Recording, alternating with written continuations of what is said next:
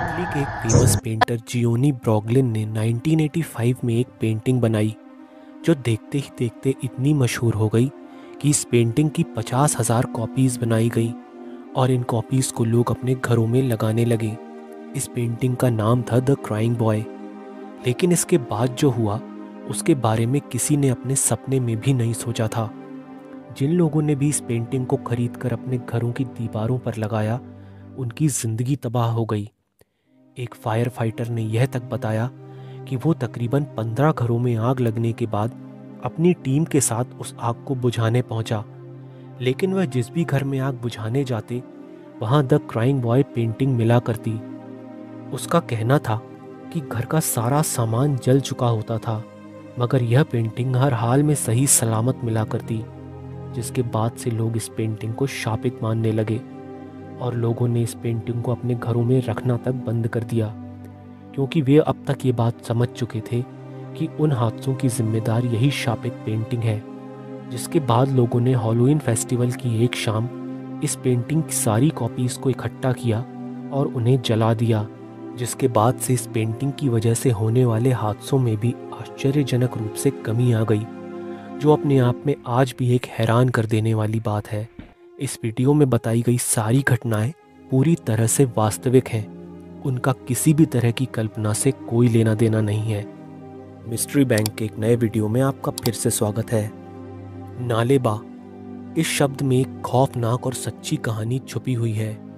यह बात है 1990 की, जब बेंगलोर से लगे हुए मल्लेश्वरम और राजाजी नगर गांव में एक डायन का खौफ हुआ करता था, जो रात को लोगों के घरों का दरवाज़ा खटखटाया करती।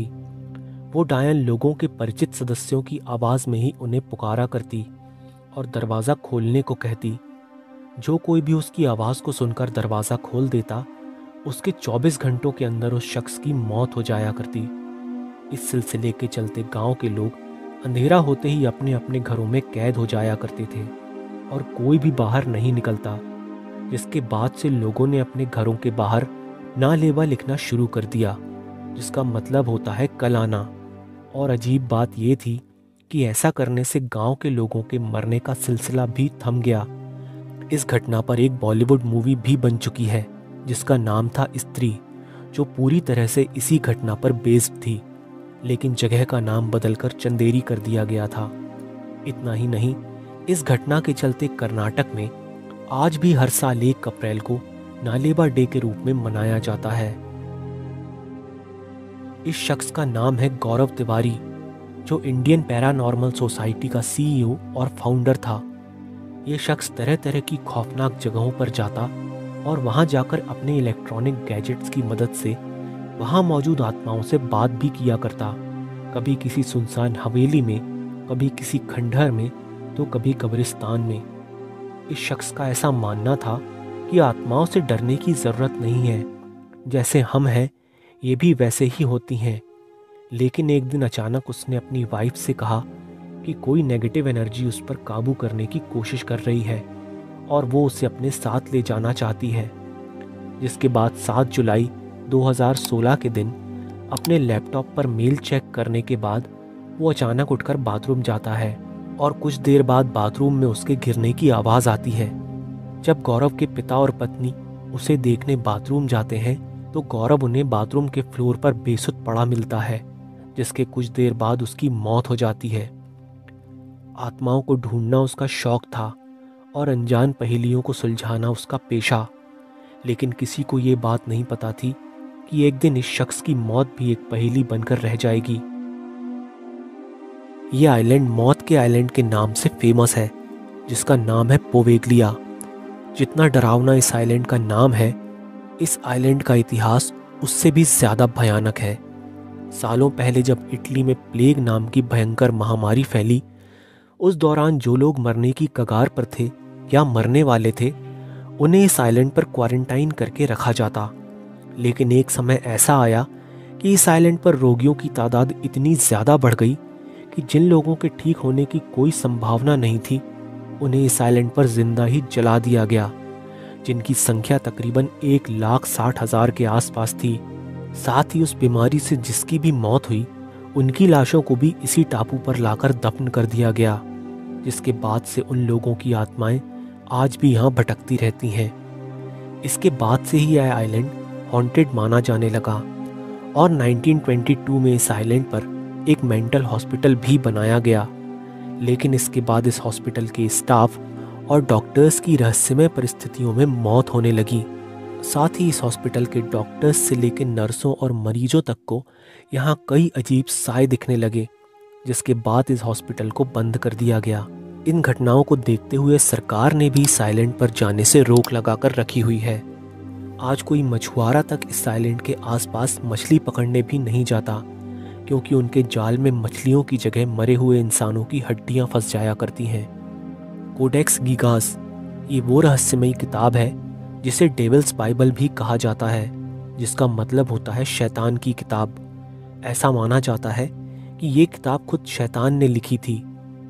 बात है 13वीं सदी की, जब एक मॉन्क को कुछ नियमों को तोड़ने के जुर्म में राजा ने दीवार पर चुनवा देने की सज़ा सुनाई, जिससे बचने के लिए उसने राजा से कहा कि वो एक ऐसी किताब लिखेगा जो पूरे राज्य का गौरव बढ़ाएगी। लेकिन राजा ने उस मॉन्क से कहा कि उसे ये किताब एक ही दिन में लिखनी होगी। लेकिन आधी रात तक वो मॉन्क यह जान चुका था कि वो इस किताब को एक रात में पूरा नहीं लिख सकेगा, जिसके बाद उसने शैतान को बुलाया और अपनी किताब लिखने के बदले उस शैतान को अपनी आत्मा देने का वादा किया, जिसके बाद इस किताब को शैतान ने पूरा किया। इस किताब के हर पेज में शैतान की तस्वीर बनी हुई है। इतना ही नहीं, जिस किसी ने भी इस किताब को पढ़ने की कोशिश की वो अपना मानसिक संतुलन खो बैठा, जिसमें कुल 310 पन्ने हैं जो गधे के चमड़े के हैं और इसका वज़न तकरीबन 85 किलो है। इस पूरी किताब की हैंडराइटिंग भी सेम है, मगर ये बात आज भी अपने आप में एक रहस्य है कि इसे एक दिन में कैसे लिखा गया होगा। इस किताब को अगर आप देखना चाहते हैं तो ये किताब स्टॉकहोम की नेशनल लाइब्रेरी ऑफ स्वीडन में आज भी मौजूद है। कालका से शिमला जाने के रास्ते में एक ऐसी ऐतिहासिक और हॉन्टेड टनल मौजूद है जिसकी कहानी बेहद दिलचस्प और रहस्यमय है।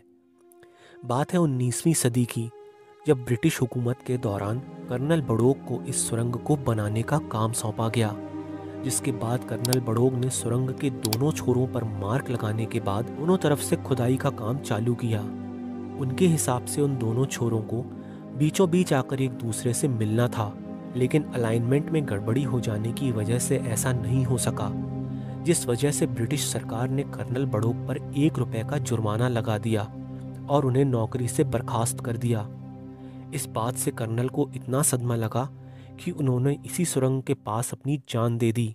इस घटना के बाद लोगों को इस सुरंग के पास से चीखने की आवाज़ें सुनाई देने लगीं। कई लोग आज भी इस सुरंग के आसपास कर्नल बड़ोग का साया देखे जाने का दावा भी किया करते हैं। तो आज की वीडियो में बस इतना ही। वीडियो पसंद आया हो तो इसे लाइक और शेयर ज़रूर कीजिएगा। ऐसे ही और वीडियोस देखने के लिए सब्सक्राइब करें हमारा चैनल मिस्ट्री बैंक। मिलता हूँ इसी तरह की कुछ अनकही और अनसुनी मिस्ट्रीज़ के साथ आपसे अगले वीडियो में।